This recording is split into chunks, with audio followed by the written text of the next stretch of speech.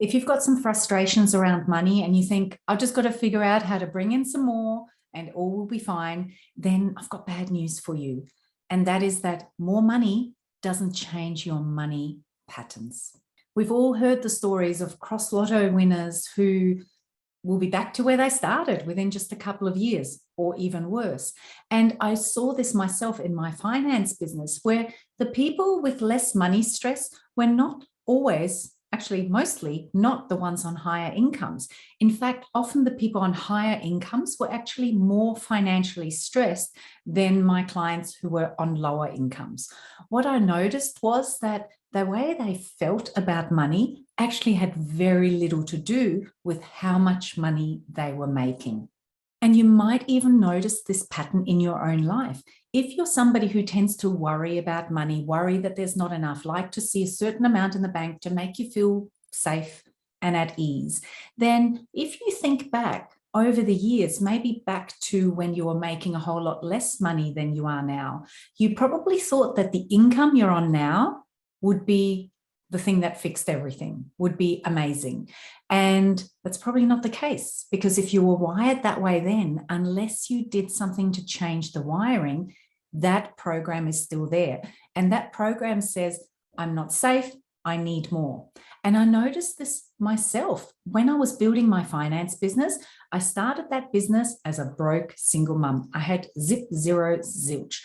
And at the time I set this goal and I thought, oh, if I can just make $10,000 a month, you know, all my problems will be over. It'll be amazing. Life will be fantastic. And when I got there, when I was making that $10,000 a month plus leveraged income, I actually was more stressed about money than I had been when I was completely broke and on the bones of my butt, because I had bigger expenses. I had more at stake. I had bigger commitments. And so more money actually just amplified the pattern I had going on. And that's what it does. More money simply amplifies your money patterns. So if right now you're in a pattern of worrying and thinking there's never enough, that won't change with more money. If right now you're in a pattern of spending it all as soon as it comes in, that won't change with more money, because guess what? There's always more things that you can spend your money on. And by the way, that pattern of always needing to have more money in the bank and it never quite being enough, even when you're on a higher income, still feeling like you need more money to be safe, I call that the accumulator archetype, because we all have a money habit archetype, a default, if you like, that we tend to revert to whenever there's more than enough money. And there are actually three of them. There's the accumulator, who always needs to squirrel money away for a rainy day, and they never really feel safe unless they're coming from a really healthy place. Except most accumulators are actually driven by fear and a feeling of still not being safe. So more money doesn't change the pattern and it doesn't change the feeling. The other money habit archetype is the spender, the one that's really comfortable with money comes, money goes, we're back to where we started. And you can do that on $50,000 a year, and you can do that on $5 million a year. Not a problem. And then the third money habit archetype is the overextender. And that's the one who always manages to just go backwards, even when there's more money coming in. So if I give you $100,000, you'll go, great, there's a deposit for a Ferrari, and I'll borrow the rest. That's an overextender. There don't tend to be too many true overextenders around, but they definitely exist, because one of my parents was one of them, and the other parent was an accumulator. So between the two, somehow things balanced out and we didn't end up living under a bridge. But it certainly served me in really seeing these patterns and seeing the unhealthy old stories and programs that were driving them, because all of them can be either driven from a place of fear and not enough and really unhealthy programming, or they can be coming from a place of really healthy programming, of thinking from a place of abundance, knowing there's plenty, feeling safe and secure in spending that money as it comes in, or knowing that, yes, you're building a nest egg as an accumulator, but it's okay, there's enough and you're safe.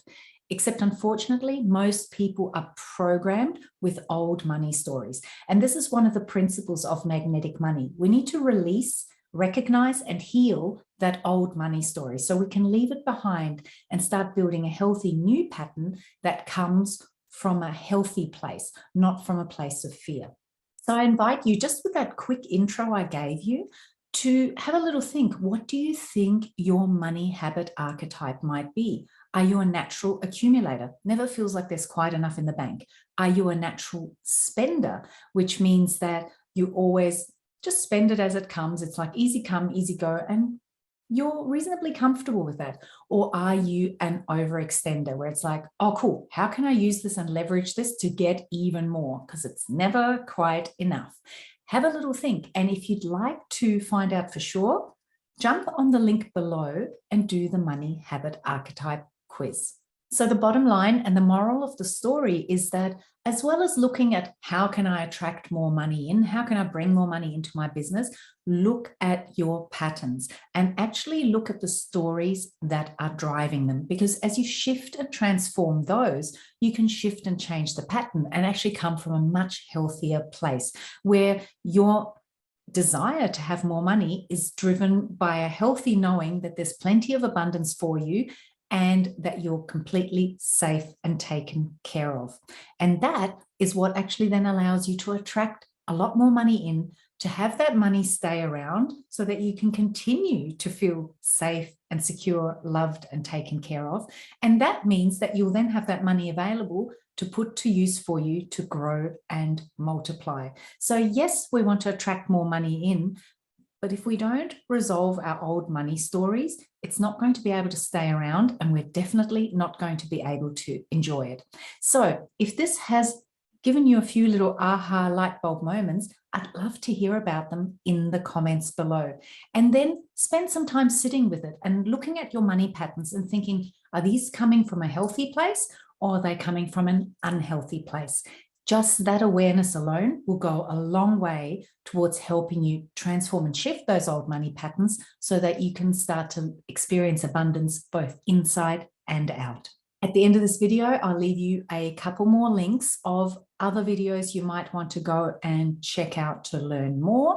And of course, if you're ready to really figure out what your money habit archetype is and get some support with starting to shift that old money story, then jump on the link below and do the money habit archetype quiz. I'd love to hear from you in the comments as well. What came up? Let me know. Give us a thumbs up and hit subscribe to my channel if you'd like to see more videos like this. The more I hear from you, the more I know how I can serve you even better. And until we meet again, be sure to keep embracing your beautiful and unlimited potential, because it's time for you to embrace your money and start to feel abundant both inside and out.